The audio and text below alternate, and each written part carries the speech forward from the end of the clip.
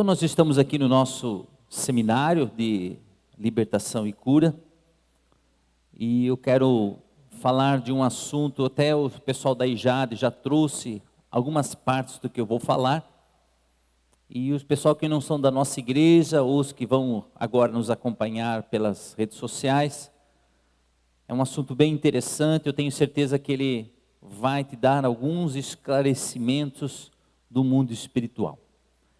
Na realidade, o que nos governa é o mundo espiritual. Talvez não damos tanta importância para aquilo que não vemos, mas é o que nós não vemos, é o que nos governa, é o que nos afeta. Deus, ele não se limita a esse tempo. Nós temos dois tempos que são medidos, né? O Cronos, que é o minuto, segundo, horas, é esse tempo que nós vivemos, e tem o tempo de Deus, que é Kairos. Os dois são tempo, mas o Kairos de Deus, ele tem a ver com a eternidade. Deus está no Kairos. Então Deus não se limita ao tempo. Agora, uma coisa a gente tem que saber do mundo espiritual. O que aconteceu há 10 anos, 20 anos, 100 anos, 200 anos, é como se estivesse acontecendo agora. Nos afeta muito o que nós vivemos, o que sentimos. E o mundo espiritual é regido por princípios. E se a gente não se der conta desses princípios, nós vamos ter sérios problemas. O Senhor Jesus Cristo, ele nos ensinou a orar. E na oração, o primeiro estilo de oração que o Senhor nos ensinou foi orarmos a Deus como Pai. Então nós vamos diante de Deus como Pai, e nós somos seu filho. E nós passamos a ter intimidade com Deus através de Ele ser nosso Pai. E nós podemos andar na rua e olharmos para as estrelas, olharmos para o mar, olhar para as árvores e dizer: Pai, como Tu és lindo, olha tudo que Tu criaste. Você começar a ter essa intimidade com o Pai, dizer para as pessoas: olha, isso aí foi meu Pai que criou. Então nós temos um Pai criador, um Pai que é o nosso Pai, o Pai que cuida de nós. Então nós olhamos, né, e podemos falar com Deus como filho, e recebermos tudo aquilo que Deus tem para nós como Pai. E Deus quer essa intimidade nossa, Deus Pai e nós como filho. Aí o Senhor Jesus Cristo ensinou a oração do Pai Nosso. Pai Nosso, que estás no céu, santificado seja o teu nome. Então, o Senhor nos ensinou primeiro a oração com o Pai. Então, quando nós vamos orar, nós oramos ao Pai. Você pode ter certeza que Deus se agrada quando você busca Deus como Pai. E Ele nos olha como filho. E às vezes podemos não ser aquele filho que Deus queria, mas tenho certeza que quando nós somos aquele filho que alegra o coração, é aquela frase que Deus disse para Jesus: este é o meu filho a quem eu me comprazo, a quem eu me alegro. Eu quero que essa sentença também esteja de Deus em relação à nossa vida. Deus olhar para nós lá no céu, junto com os anjos, e dizer: esse é o meu filho amado em quem eu me alegro. Que Deus possa ter essa frase em relação a nós. Depois, o Senhor Jesus, Ele ensinou a nossa relação como Deus, como amigo. Então nós somos amigo de Deus. E amigo é aquele que você pode abrir o seu coração. Então nós podemos ter essa relação com Deus como amigo. Deus, Tu és o meu amigo. O amigo, ele não esconde nada do outro amigo. Tudo que Deus vai fazer em relação ao mundo espiritual, à tua família, em relação a todas as coisas que vai acontecer, Deus conta com você, Deus conta para você, porque você é amigo dele. Abraão era chamado de amigo. Quando Deus foi destruir Sodoma e Gomorra, Deus foi falar com Abraão, e Abraão intercedeu por Sodoma e Gomorra. Por que Deus falou com Abraão? Porque ele era amigo. Jesus Cristo falou isso: olha, não trato mais vocês como servo, mas trato como amigo. E você pode ter essa intimidade com Deus. Deus, você já imaginou, você está conversando com Deus no seguinte diálogo, dizer assim: Deus, ou Senhor Jesus, Deus, como tu estás? Senhor, como tu estás hoje? Será que Deus não se alegraria se você perguntasse para Ele: Deus, como tu estás hoje? Como está o mundo? O que estás pensando em fazer agora? Como está o teu coração?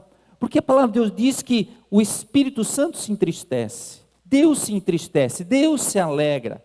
Então nós podemos pegar Deus triste e nós termos um diálogo, uma conversa com Deus, como amigo. Aí o Senhor, Ele nos ensina uma parábola. Se um de vocês tiver um amigo e for procurá-lo à meia-noite dizendo: amigo, me empresta 3 pães, porque outro amigo meu chegou de viagem e eu não tenho nada para lhe oferecer.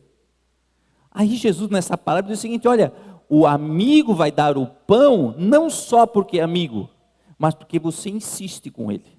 Você insistiu e ele é seu amigo. O amigo até disse: olha, já é tarde, já é de madrugada, meus filhos estão dormindo, vão embora. Mas mesmo assim ele dá o pão, porque é amigo.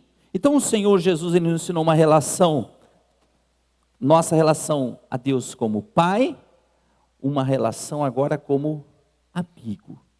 Mas o Senhor Jesus conhece que nós desanimamos muitas vezes na nossa oração. Não é verdade? Que nós desanimamos. Você já parou para pensar? Às vezes nós falamos assim, ó: é a vontade de Deus. Será que tudo o que acontece na nossa vida é a vontade de Deus? Você já parou para pensar nisso? Será que não é muito fácil dizer: eu já orei, e seja feita a vontade de Deus? Mas será que a vontade de Deus é o que você está passando hoje?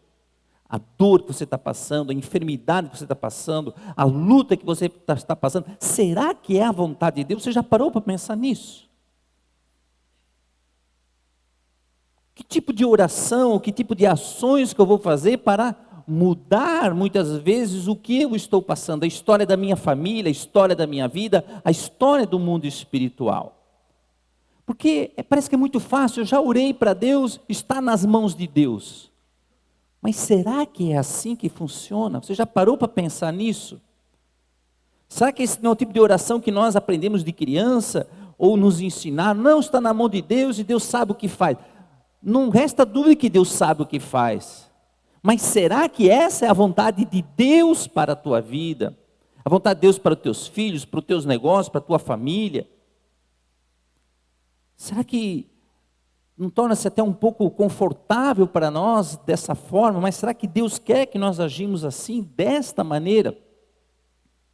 Quantas orações nossas que até hoje nunca foram respondidas? Quantas vezes oramos para o Senhor com dor, com lágrimas, e não temos resposta de Deus?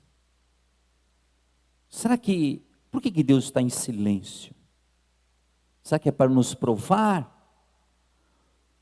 Às vezes também é fácil dizer: eu estou sendo provado por Deus. Mas será que Deus quer provar realmente você? Sabe o que está acontecendo na sua vida, na sua casa? Será que não é por falta de alguma coisa sua?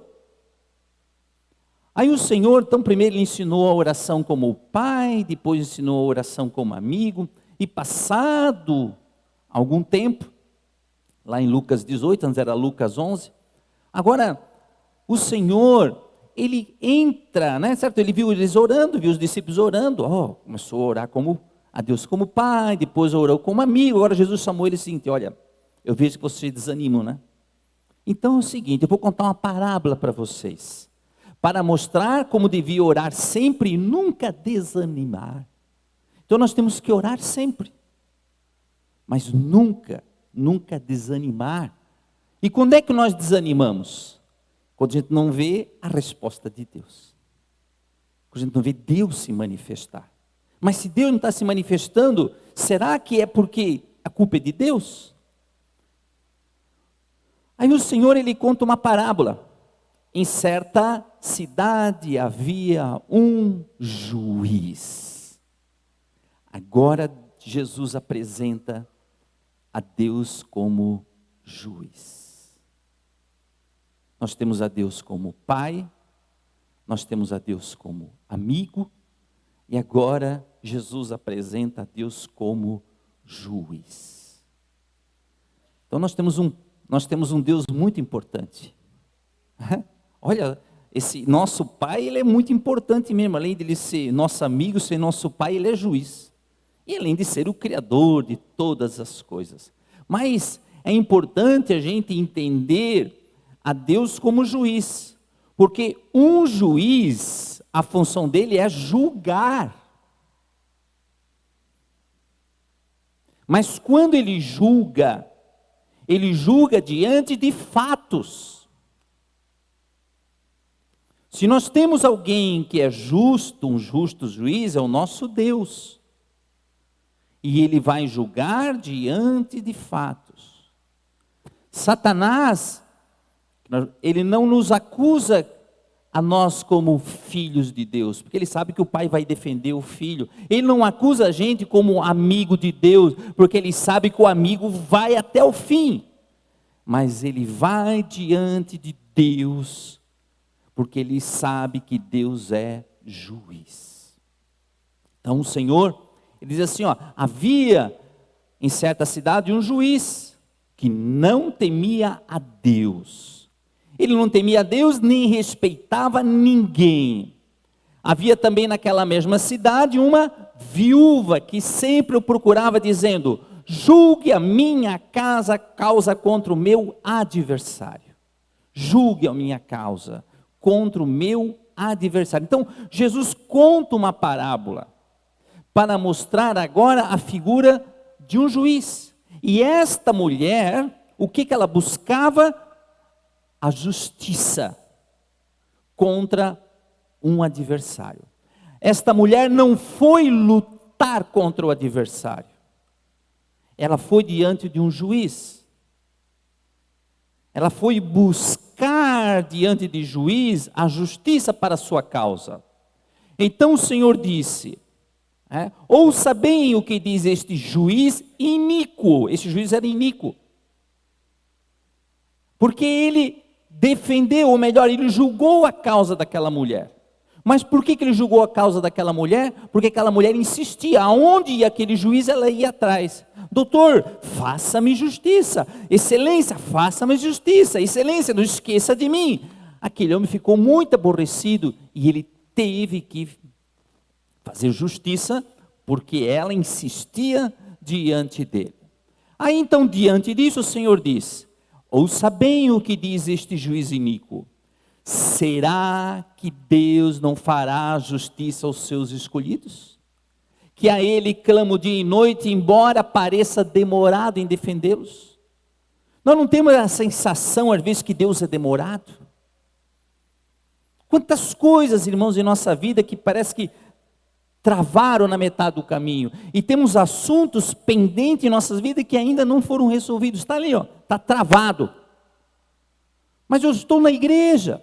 Eu sou um dizimista fiel. Eu sou um homem fiel. Eu faço todas as coisas corretas. Mas por que isso está acontecendo comigo? Porque o mundo espiritual é regido de princípios. Eu não estou falando de salvação. Eu estou falando que você vai para o céu salvo, mas pode ir para o céu salvo, cheio de problemas, dificuldade, um monte de coisa, e você não pode desfrutar de uma vida abundante de Deus. A palavra de Deus diz que o diabo veio para roubar, matar e destruir. Mas Jesus veio para que tenhamos vida e vida em abundância. Aí temos que olhar a nossa vida.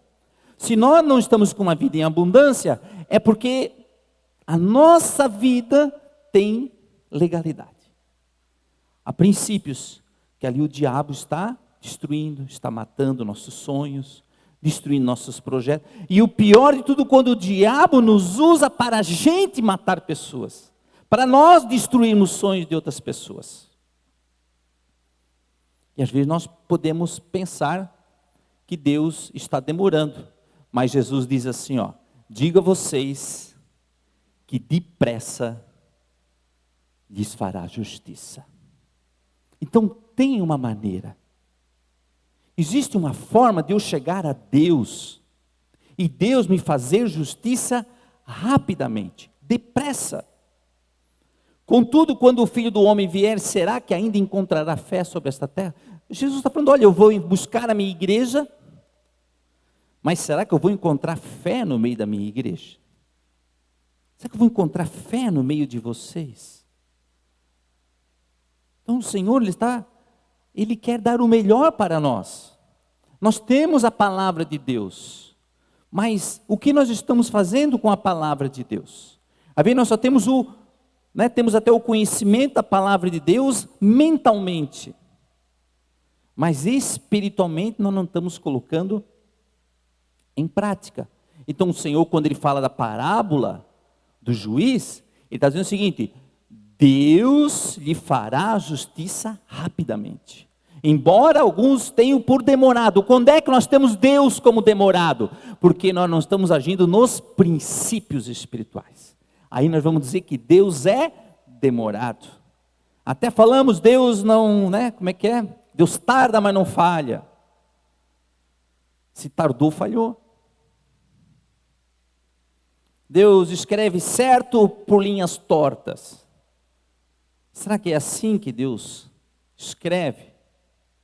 O que Deus escreveu a teu respeito?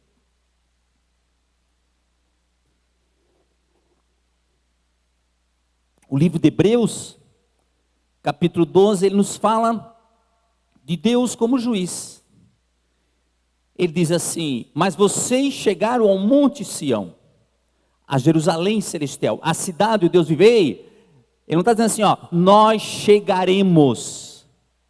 Vocês já chegaram. Vocês já estão lá. É isso que Jesus está falando. Será que eu vou encontrar fé quando vier na terra? Nós já estamos sentados nos lugares celestiais, diz a palavra de Deus, com Cristo Jesus.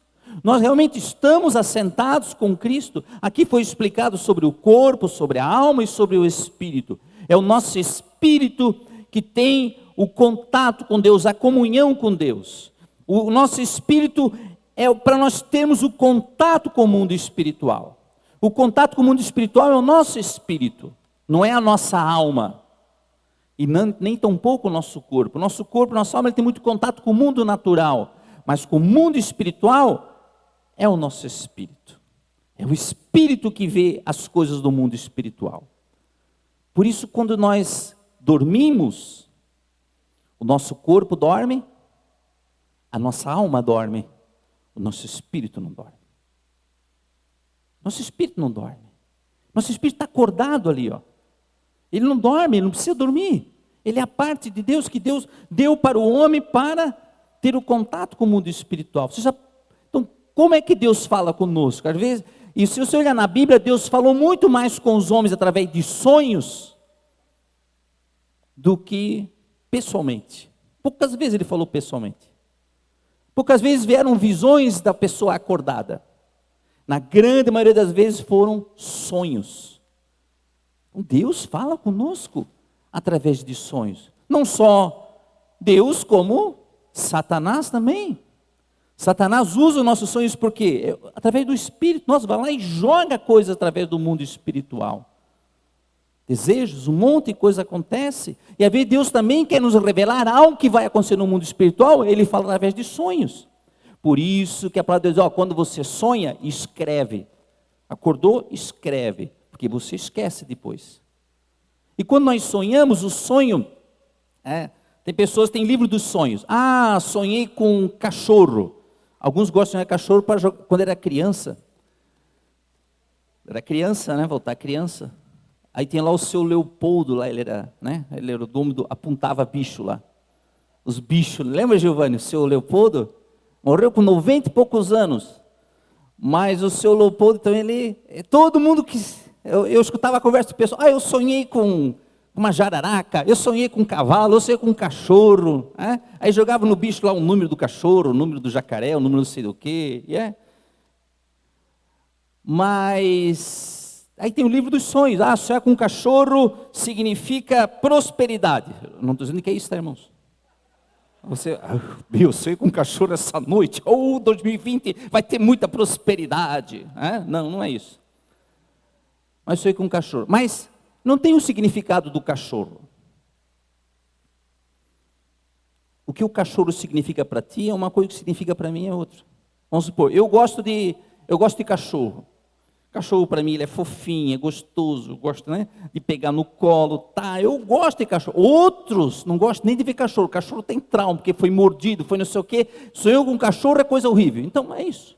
Então o sonho ele tem interpretação pessoal da pessoa. O que ela está sonhando, o que ela está pensando, o que ela está orando, o que ela está esperando. Aí Deus vai lá e te dá um sonho. Agora, tem sonhos que são, não precisa nem interpretação, né? Sonhou com o diabo, pastor, eu sonhei com o diabo, o que vai interpretar? É o diabo, né?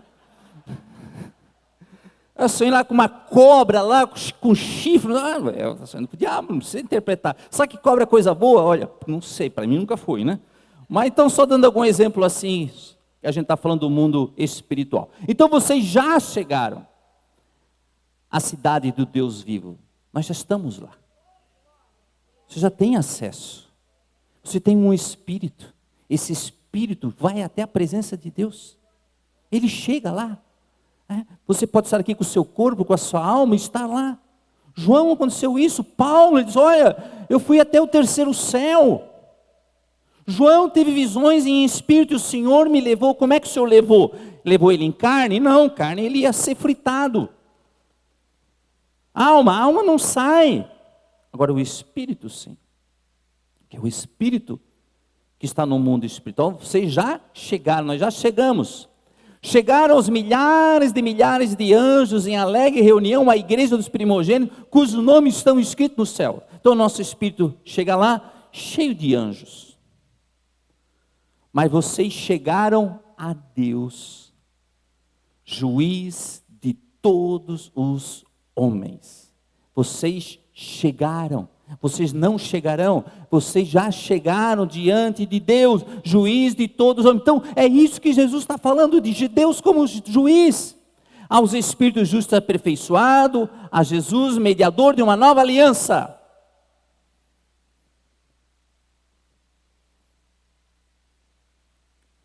Ao espírito justo aperfeiçoado, os santos que já estão lá, que já morreram, estão lá em cima. A igreja do Senhor é composta de pessoas aqui na terra e pessoas lá no céu. E nós chegamos diante deste juiz em duas condições. A Jesus como mediador de um novo pacto, uma nova aliança, e ao sangue aspergido, que fala melhor do que o sangue de Abel. Então o sangue de Jesus está ali diante do trono de Deus. Ele fala. Este sangue é o que nós vamos usar para chegar diante de Deus. O sangue de Abel vindicava o quê? Vingança. O sangue de Jesus não. Ele não quer vingança. O livro de Daniel, o profeta Daniel, também teve uma visão. E nesta visão ele também teve a exata noção de quem é Deus. E no capítulo 7 fica falando de nações, fica falando de homens, destino de nações, destino de homens. Então, diante do trono de Deus, há livros. Nós temos o livro das nações, o destino das nações, destino de cidades, destino de países, de homens. Está tudo escrito lá. Continuei olhando até que foram postos uns tronos, e o ancião de dias, que é Deus, se assentou. Sua roupa era branca como a neve, glória a Deus, e os seus cabelos da cabeça eram como lampura, o seu trono, meu Deus do céu, né? O seu trono eram chamas de fogo, e as rodas do trono eram fogo ardente. Significa que o trono ele é móvel, esse julgamento é móvel, né? Se move, mas o trono saía chamas, significa pureza. Um rio de fogo manava e saía diante do trono. Então você imagina, né, diante dele lá saía um rio de fogo. Milhares de milhares o serviu. Lembram lá, no livro de Hebreus? Milhares e milhares de anjos. Então, milhares de milhares o serviu e milhões de milhões estavam diante dele. Anjos e pessoas espíritos, e foi instalada a sessão do tribunal e foram abertos os livros. Então há um momento em que são abertas sessões do tribunal, porque você vai a Deus como juiz, e foram abertos os livros. Então tem livros lá que são abertos. Vamos entender o que são esses livros que são abertos, a sessão que é aberta. Então nós podemos diante de Deus como juiz dizer: Senhor, eu peço que seja instalada uma sessão. Abra o seu livro aí da minha vida, Senhor. Abra o livro da minha família, o livro da cidade, o livro das nações. Nós temos acesso. Por que temos acesso? Pelo sangue de Jesus. Porque nós temos um mediador. Nós temos esse acesso diante de Deus. E Jesus nos explicou: vá a Deus como juiz. Vá a Deus como pai. Vá a Deus, né, você sendo filho. Vá a Deus como amigo. Mas quando nada dá certo, quando tudo está travado e você vê que a coisa não desanda, não consegue, não tem resposta, é aí o mundo espiritual. Porque Deus não pode fazer como amigo certas coisas. Você tem um grande amigo, mas o amigo te pede algo ilegal, você vai fazer? Não vai fazer. Você tem um filho, você ama o filho. O filho tem 15 anos, pai, me dá a chave do carro que eu quero dar uma volta. Tu não vai dar, ele é teu filho, você ama ele, mas você não vai dar. Mas agora, você pode a Deus como juiz. Nós temos um livro. Então, cada um de nós, diante de Deus lá no céu, tem um livro. Com os nossos nomes. O livro das nações. Nós chamamos livro do destino. Os teus olhos viram a minha substância ainda informe. Quer dizer, quando houve a concepção, o embrião, a palavra, tem outras versões que falam embrião, o Senhor viu o nosso embrião. O que é um embrião, irmão? Embrião é uma coisa informe. É o óvulo ali que foi fecundado com esperma, fecundou, tornou-se um embrião. Ali, Deus já nos conhecia. Desde que teve um embrião, e no teu livro foram escritos todos os meus dias. Então, todos os meus dias estão escritos neste livro. Cada um deles escrito e determinado quando nenhum deles ainda existia. Aí você pode pensar assim: então Deus escreveu esse inferno que eu estou passando hoje. Não, Deus não escreveu isso para você.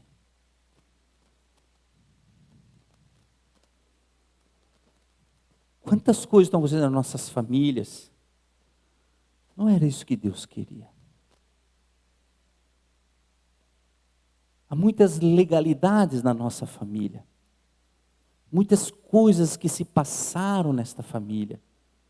E ninguém foi a Deus pedir perdão ainda. Ninguém foi a Deus pedir perdão. Então, tudo está escrito, mas então, pastor, Deus escolheu uns para ir para o inferno e outros para ir para o céu. Deus escolheu uns para ter uma vida legal e outros para ter uma vida como a minha. O que Deus escreveu? Então, se ele disse que está tudo escrito e determinado, mas o que Deus escreveu a nosso respeito?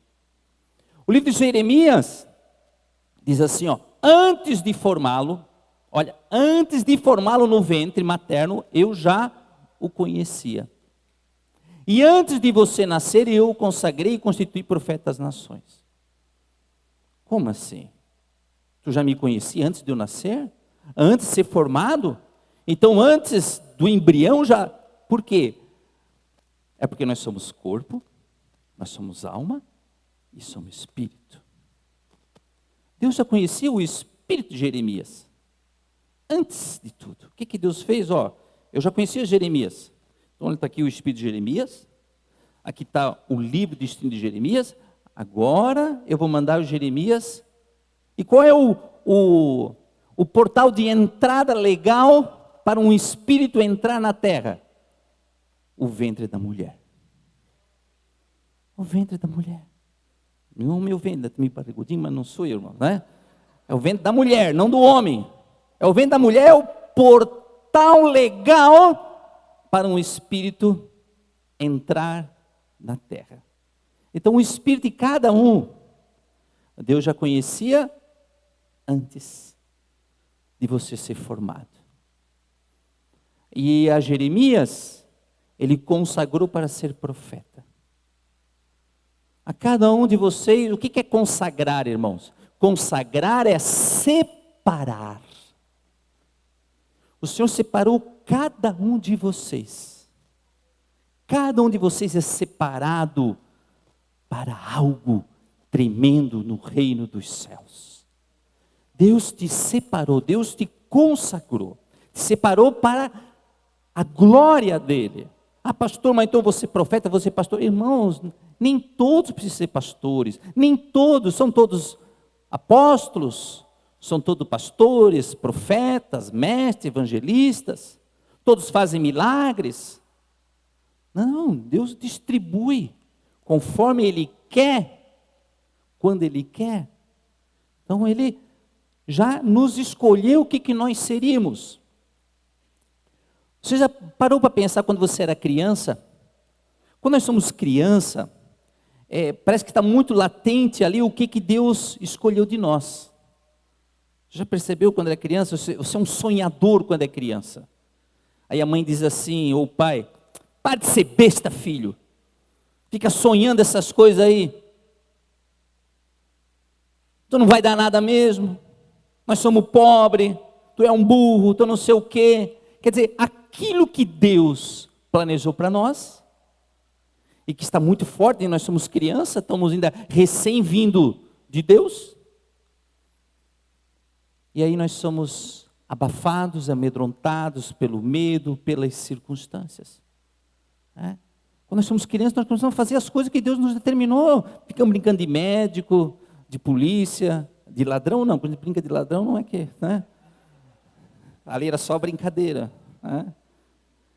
Mas a gente está ali, sonhando que vai ser um pregador, vai ser um pastor, vai ser um modelo, vai não sei o quê, vai ser um construtor.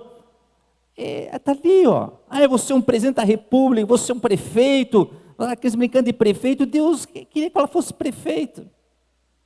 Mas daí os pais, não filho, nós somos muito pobres, tu nem sonha com isso.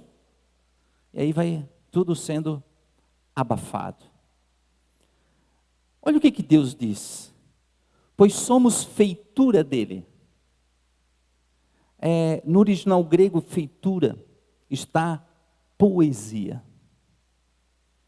Você é uma poesia de Deus. Você já parou para pensar? Cara, Deus fez uma poesia. Deus é tão poeta que Ele, quando Ele olhou para mim, Ele fez uma poesia a meu respeito. Então, você é feitura dele. Criados em Cristo Jesus, para quê, irmão, que você é criado? Para boas obras. Todo ser humano é criado para as boas obras, a quais Deus de antemão preparou para que andássemos nelas.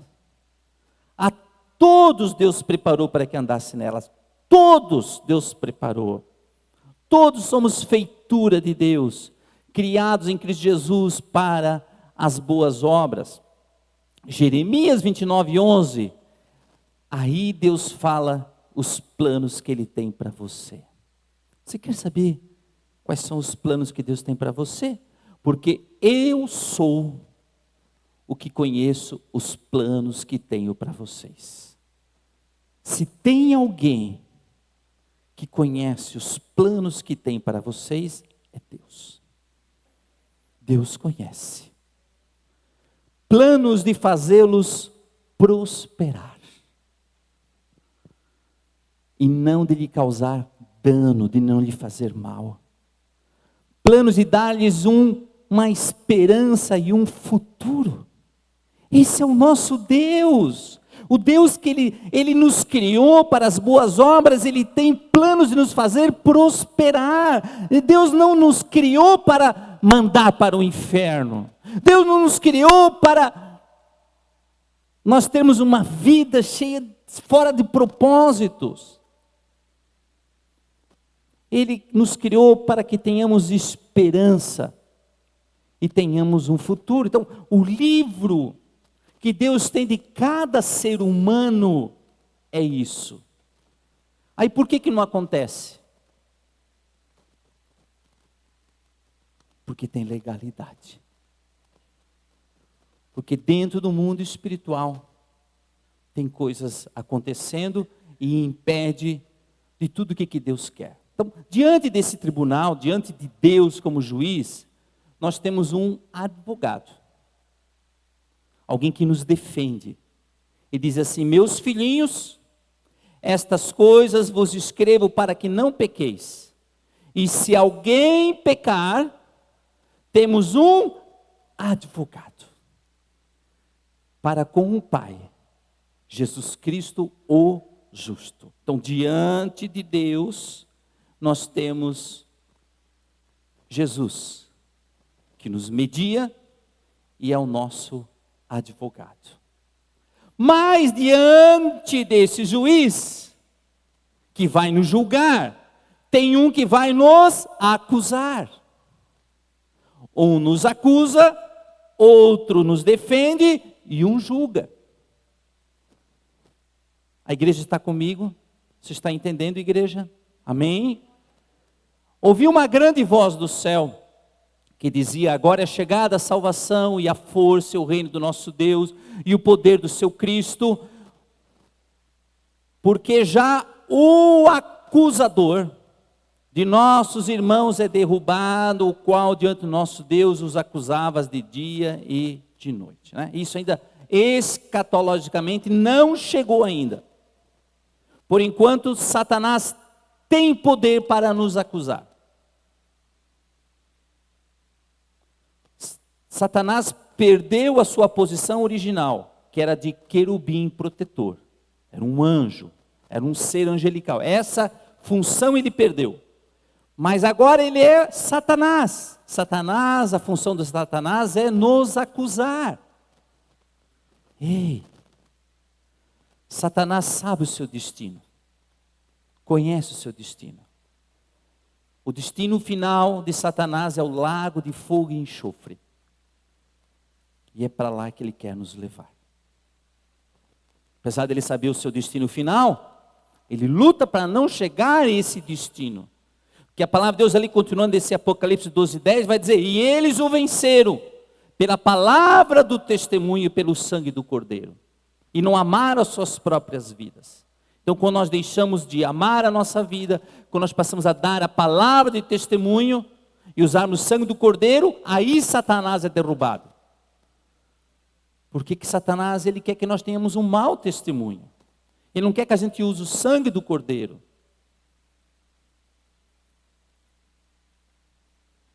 Para que não chegue esse dia dele.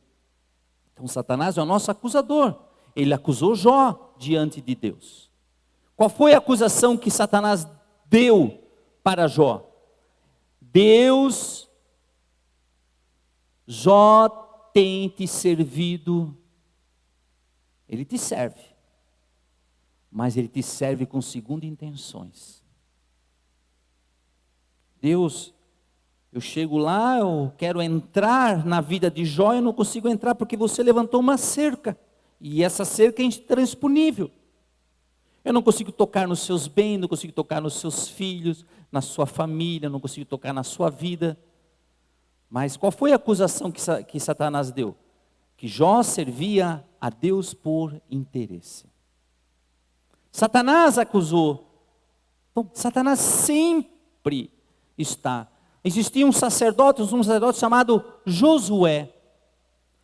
E Zacarias teve essa visão. E através do seu espírito ele chegou diante deste tribunal e Satanás acusava a Josué, o sumo sacerdote, dizendo que ele não tinha condições de estar à frente do templo. Mas daí Jesus ali, Zacarias, teve a visão de Cristo defendendo ele. Jó teve a visão de Cristo defendendo ele. Eu preciso de um advogado na minha causa. Então nós temos um acusador.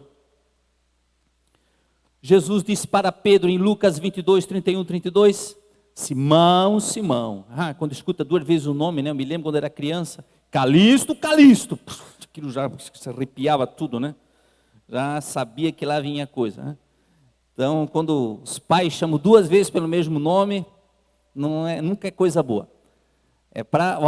Então, Simão, Simão, Satanás pediu vocês para peneirá-lo como trigo. Vocês, os discípulos. Satanás esteve lá acusando os discípulos de Jesus.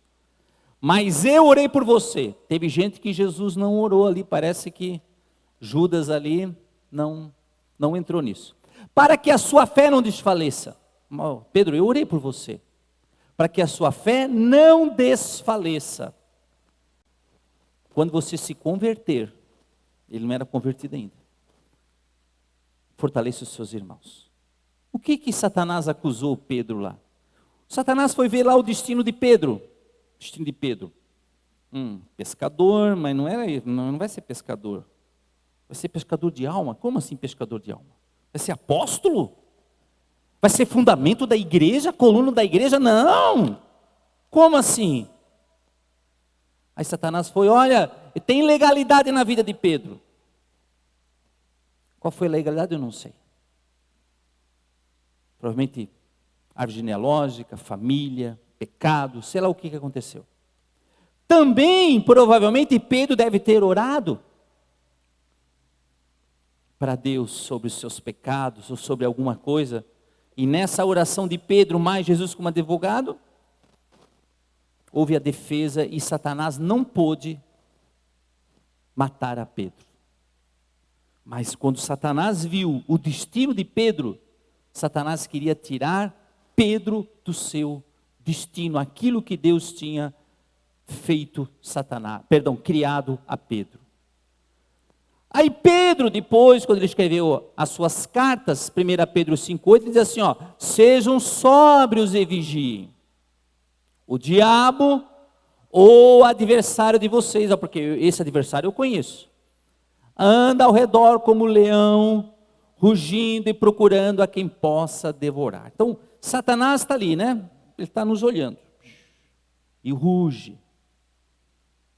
Ele mete medo. Então, para que Satanás não venha nos devorar, nós temos que estar sóbrios, sereno, percebendo as coisas. E estarmos vigiando, porque ele quer nos devorar.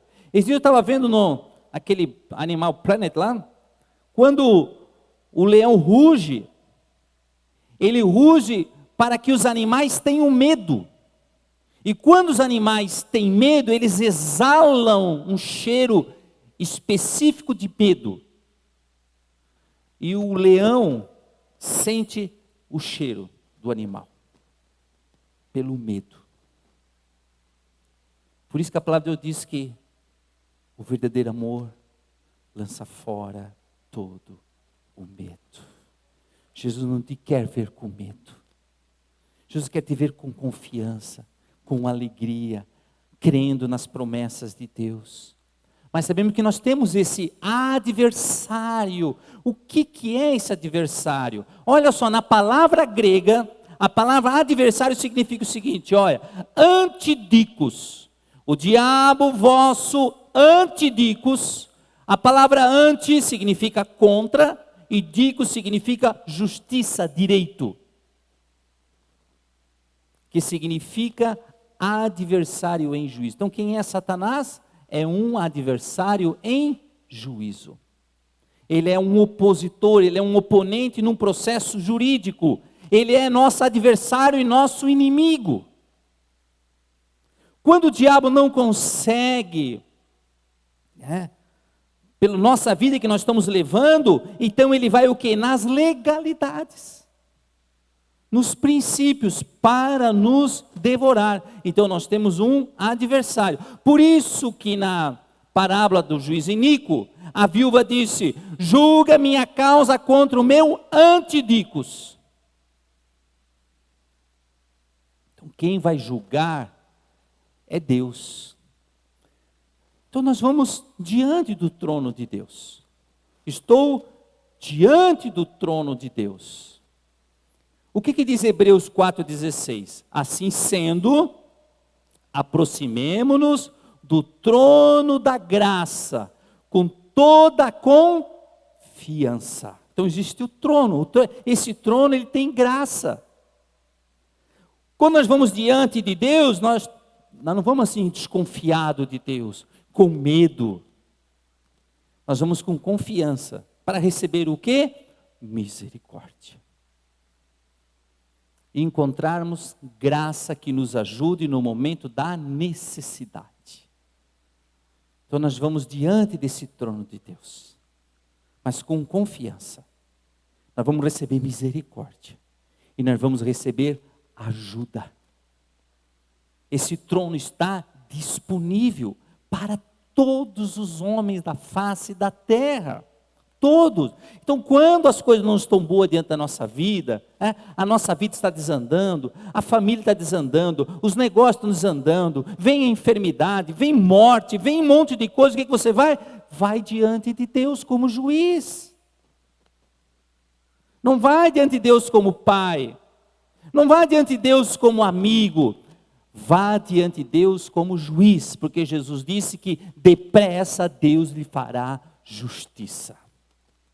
Se tem uma coisa que Deus quer fazer é justiça. Deus ama a justiça, porque Ele é justo, mas Ele não vai te abençoar como Ele quer. Ele tem um destino para você, está aqui escrito, mas Ele não consegue cumprir na tua vida o que Ele tem para você, porque tem um acusador, e tem legalidade diante da tua vida. Então, quando eu vou diante de Deus, se eu tenho esse trono, eu tenho um advogado, eu tenho um acusador, eu tenho o sangue de Cristo, como é que eu vou diante desse trono? Primeiro, eu vou pedir perdão dos meus pecados. E como é que eu vou pedir perdão? Eu tenho acesso pelo sangue de Jesus. Esse sangue é a moeda de troca, é o passe que te dá, é o passaporte que lhe dá a oportunidade, o acesso para o trono de Deus. Não é simplesmente chegar no trono de Deus. Deus vai querer, me dá o passaporte, me dá o bilhete de entrada. Então esse bilhete de entrada é o sangue de Cristo, derramado lá na cruz, e o sangue de Jesus nos limpa e nos purifica de todo pecado. Não tem pecado que o Senhor não venha perdoar. Irmão, coloque no teu coração: pastor, mas meu pecado foi horrível. O sangue de Jesus te purifica. Não existe pecado que o Senhor não possa te purificar e te perdoar. O inimigo pode dizer que você não tem perdão, mas esse é só o inimigo. Deus nunca nos lembra de pecado que nós já pedimos perdão. Se vem à nossa memória, é o inimigo que te traz a memória, mas Deus não se lembra mais. O sangue de Cristo, a palavra de Deus diz que os nossos pecados são como lançados ao fundo do mar. Então não vai querer pescar, buscar, mergulhar, contratar gente para buscar, não, está esquecido no fundo do mar. Deus não se lembra mais. Então eu tenho acesso. Então eu chego diante do trono de Deus, eu peço perdão. Perdão. Peça para o Espírito de Deus te iluminar, te encaminhar. O que você vai pedir perdão? Colossenses 2, 13 e 14 diz assim, quando vocês estavam mortos nos seus pecados, Ele lhes deu vida juntamente com Cristo. Deus deu vida juntamente com Cristo, perdoando todos os nossos pecados, cancelando o escrito de dívida que era contra nós e que constava de ordenanças, a qual nos era prejudicial, removeu inteiramente, cravando na cruz. Então, tem dívidas, tem ordenanças contra você. Há ordens contra a tua vida, ordem contra os teus filhos, ordens que estão lá na família, tem coisas acontecendo, então, mas isso tem que ser removido. E vai ser removido quando eu cravo na cruz. Então, como é que eu faço? Quando eu vou diante do trono de Deus, eu peço perdão pelos meus pecados, e agora eu faço confissão pelas iniquidades dos meus pais. Temos pecado contra ti, Senhor. Nós começamos agora a entrar nos pecados familiares, crimes de sangue cometidos na família, pactos e alianças feitas pelos nossos avós, pelos nossos pais. Talvez alguns de vocês aí já têm nome de santo, nome de santa, já foi feita uma aliança ali com o santo. Você já foi oferecido para um santo. Teu nome já está ali, ó. Já teve uma aliança, já foi um pacto. Outros foram oferecidos em centro espírita, centro de macumba. Os filhos já foram ofertados para Satanás. Quando tem, a gente não sabe todos os pecados, todo o que aconteceu na nossa família. Então, toda a legalidade sobre a minha família, em que o acusador tem o direito legal, peço perdão pelo sangue de Jesus e cravo na cruz. Por que eu tenho que pedir perdão? Às vezes a gente fica pensando assim, né? Mas o que tem a ver o pecado do meu avô, do meu bisavô com a minha vida? O que tem a ver? Eu quero dizer uma coisa para vocês. Eu também sempre tive dificuldade nisso. Eu tinha dificuldade. Mas daí você tinha certas coisas que não fechavam na minha vida, não fechavam na minha família, alguns irmãos da igreja, eu olhava para a igreja, mas tem peça que não se encaixam. Eu aprendi, teólogo, pós-graduação em teologia, tal, né, meio quadradinho algumas coisas. Não, eu entreguei minha vida para Cristo, sou uma nova criatura, e as coisas velhas já passaram. Mas eu sou uma nova criatura, é o meu espírito que nasceu de novo. Mas a minha alma está cheia de feridas, abusos, violências, humilhações, pactos, maldições. Tá, mas essas coisas não passaram? Não passam. Então é só a gente ver aqui, entregou a vida para Cristo aqui, vem aqui para frente. Então você já sai daqui, já nova criatura? Sim, já está salva. Já pertence ao céu. Mas só que agora tem que regenerar, que é o Espírito que regenerou, mas tem outras coisas que tem que acontecer na nossa alma. A alma está ferida. Tem que ser renovada. A mente tem que ser renovada. Não é num estalar de dedo, que eu já sou uma nova criatura. Eu sou, se eu morrer agora, eu vou para o céu. Mas Deus só te quer ir para o céu? Não. Deus quer que você tenha uma vida abundante, uma vida cheia do Espírito Santo, uma vida alegre, uma vida que você possa comer do melhor desta terra, uma vida em abundância.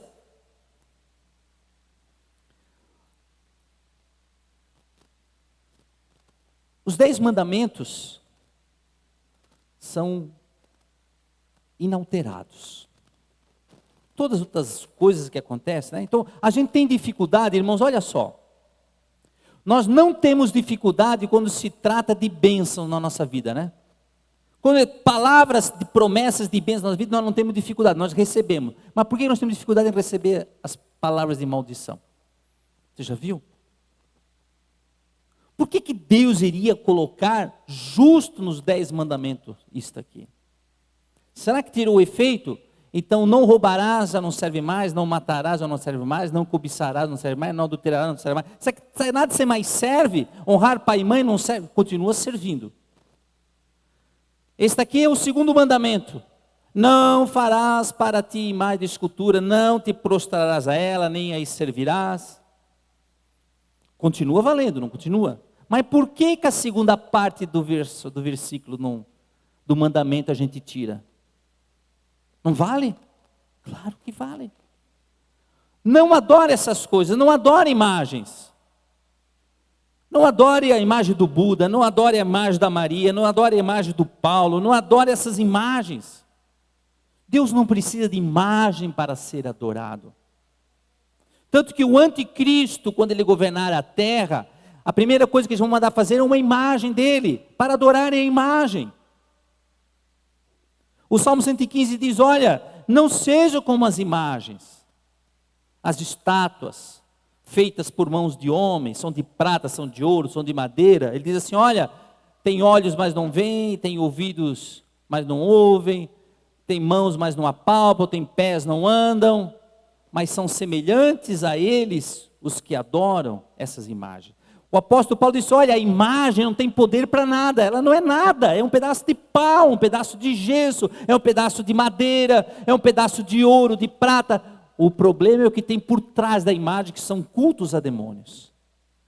Então, quando eu me prostro a uma estátua, eu não estou adorando a estátua, eu estou adorando o que tem por trás das estátuas.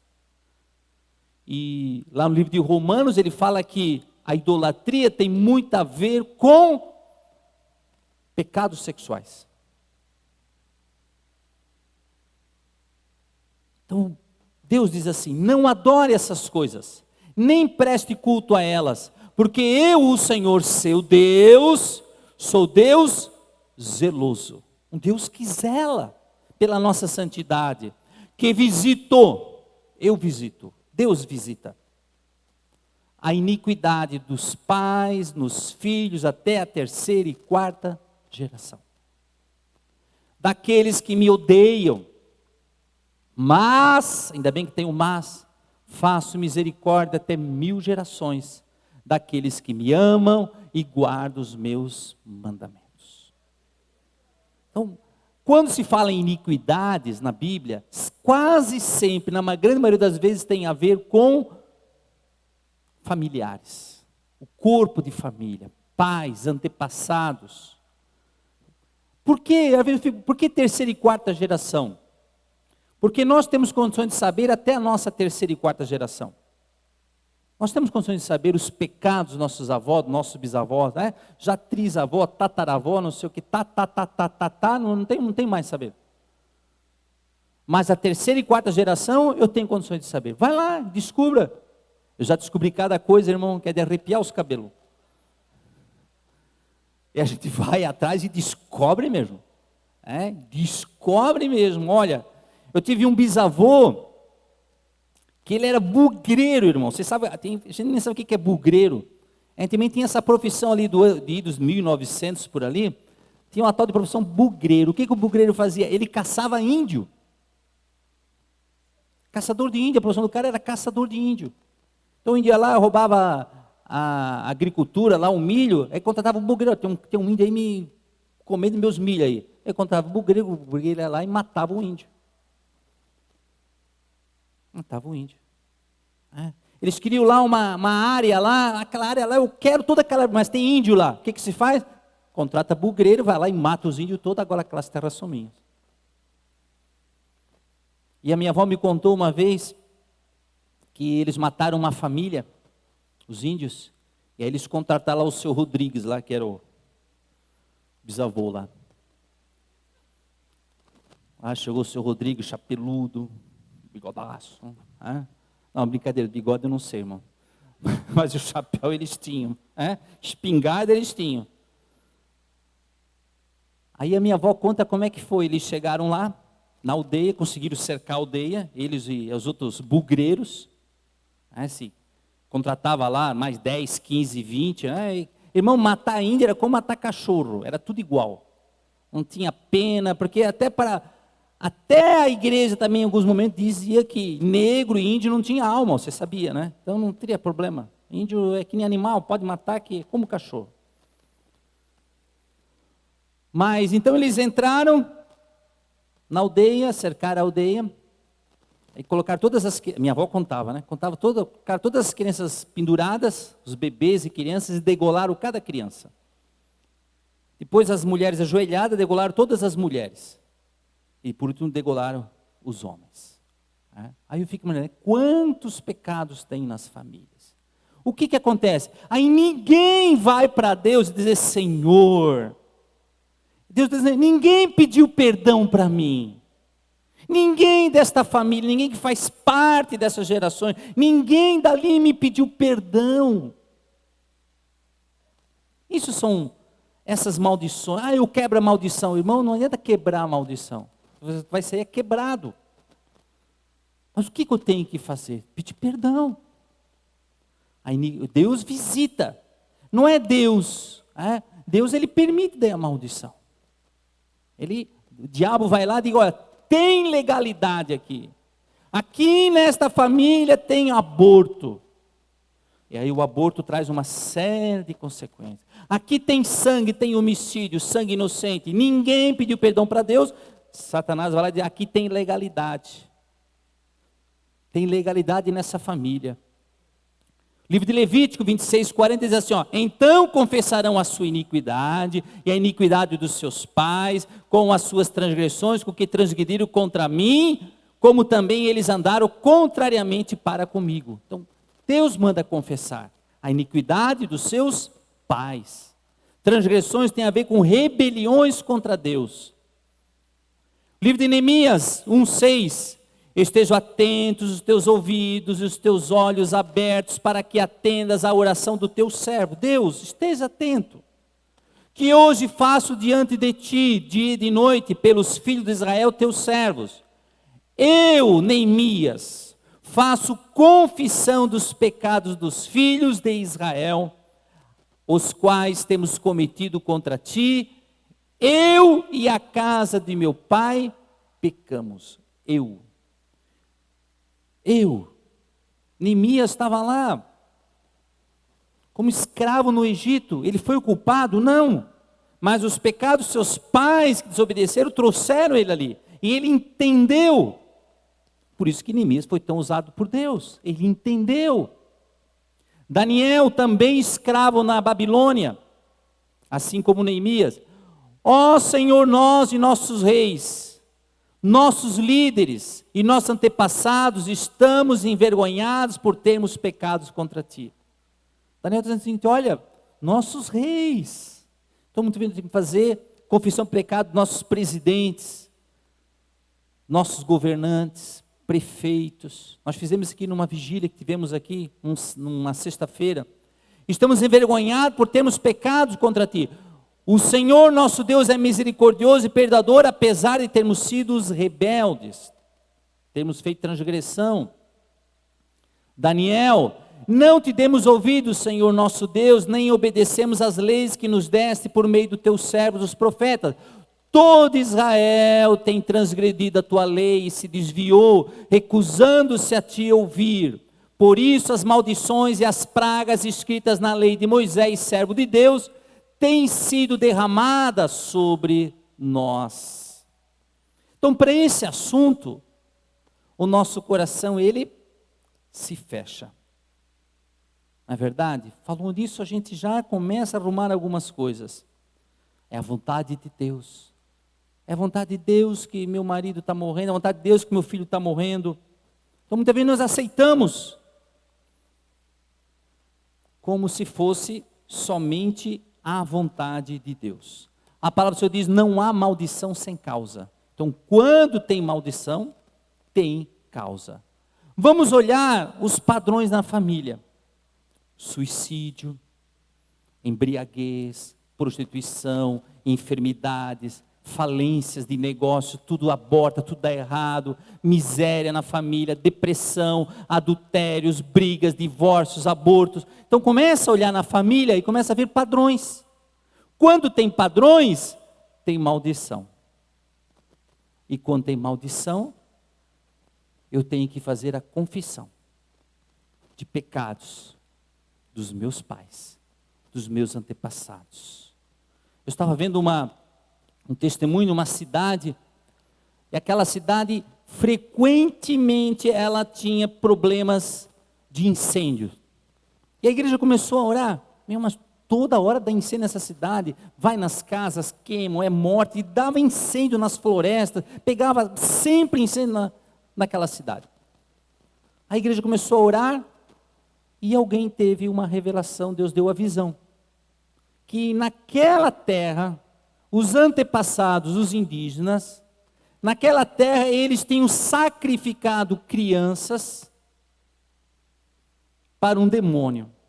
E nessa visão ele viu um dragão. E esse dragão expelia fogo. Então aquela terra tinha sido consagrada a um demônio.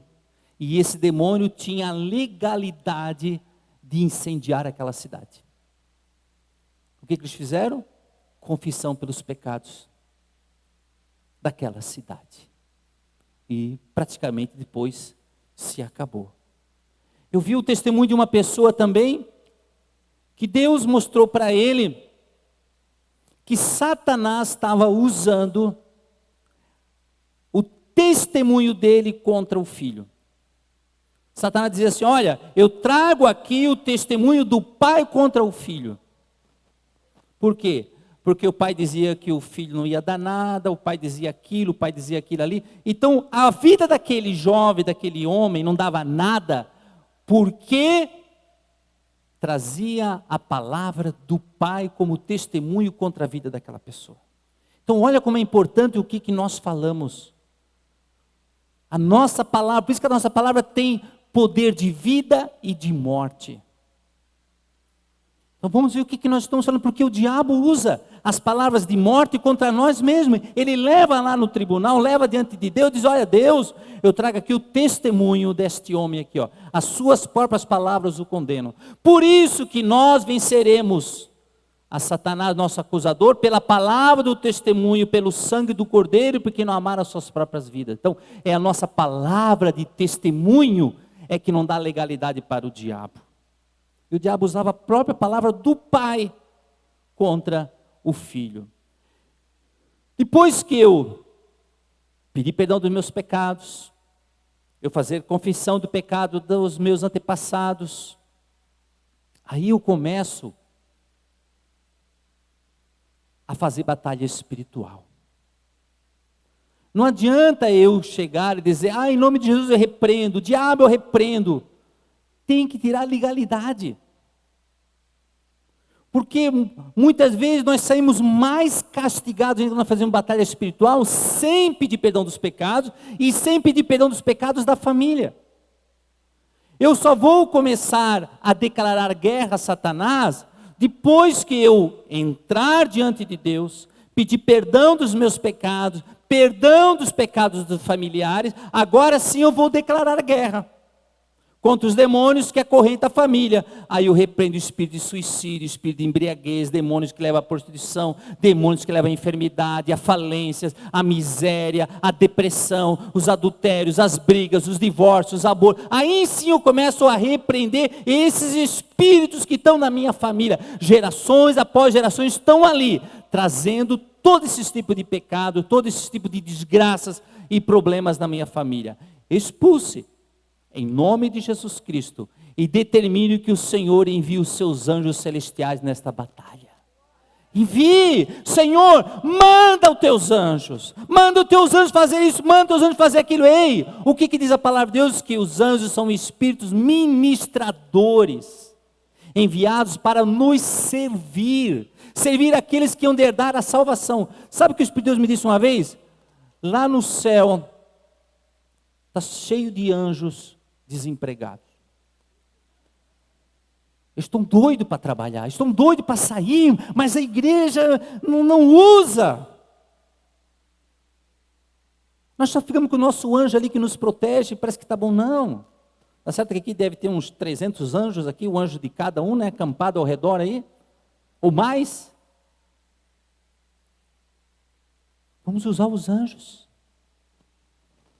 Eles são, a palavra de Deus diz que eles louvam a Deus, eles obedecem à palavra de Deus e executam as ordens de Deus. Então nós fazemos: Senhor, envia os teus anjos. Na batalha espiritual nós mandamos os anjos fazer isso, fazer aquilo, determinamos. E nós temos que, tem anjos do avivamento, anjos que estão aqui. E aonde Deus está, os anjos vêm, o Senhor. Então os anjos fazem parte desse mundo espiritual. Aí olha assim, Demônios são 1/3 dos anjos. E os outros 2/3 são anjos. Então, 1/3 são anjos decaídos. E parece que, olha, irmãos, uma coisa é certa. Esses demônios trabalham. A demonhada trabalha realmente. Porque a gente vê o resultado do trabalho deles e não vê o resultado dos nossos anjos. Por que a gente não vê o resultado dos nossos anjos? Porque o inferno convoca os demônios. Os ímpios convocam os demônios. Satanistas convocam. Centro espírita, centro macumba, oferendas convocam, fazem sacrifício, abrem portais. Faz sacrifício de crianças, sacrifício de animais. Sexta-feira é batuque, vão lá na encruzilhada, vem aquela capetada toda. E nós estamos na Netflix. Nós estamos vendo lá a série. Aí tem vigília na igreja. Ai não, logo hoje o pastor vai fazer vigília. Amanhã eu tenho que trabalhar, o pastor não sabe que eu tenho que trabalhar. Mas o ímpio, quando vai, passa varado a noite e no outro dia vai trabalhar. E quando se trata da igreja, irmão, já passou do tempo, vou embora. Imagina, eu vou ficar lá até 2 horas da manhã, orando, no outro dia eu tenho que trabalhar. Você não acredita no poder de Deus que vai renovar tuas forças, vai dar um sono restaurador? O que significa um dia na casa do Senhor?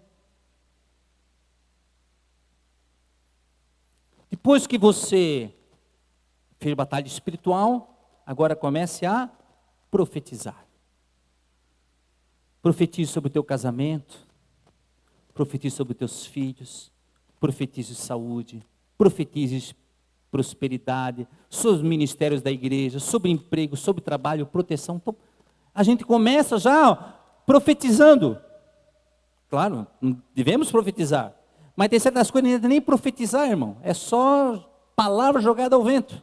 Porque tem um monte de coisa para acontecer antes ainda. Um monte de legalidade para ser quebrada. E nós não fazemos isso aí.